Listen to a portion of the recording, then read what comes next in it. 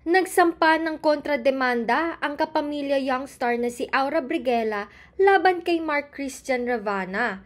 Ang mga inihain niya, mga paglabag sa Safe Spaces Act at anti-wiretapping law, pati na rin slight physical injury.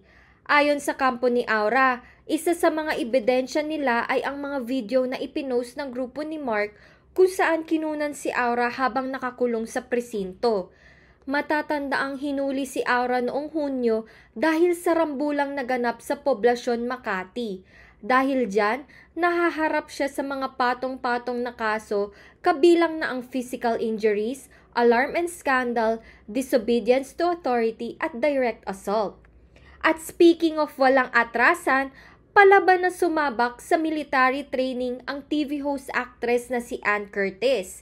Sa Instagram, ibinandera ni Ann ang ilang pictures ng kanyang training kasama ang ilang sundalo ng Armed Forces of the Philippines.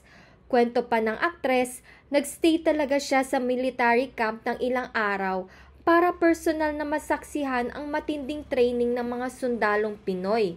Sinabi rin niya na ito ay para sa special project niya with Direk Eric Mati. Ito rin daw ang dahilan kung bakit 2 linggo na siyang absent sa noontime show na It's Showtime. Ito po si Pauline Del Rosario at yan ang Bandera Chika natin for today.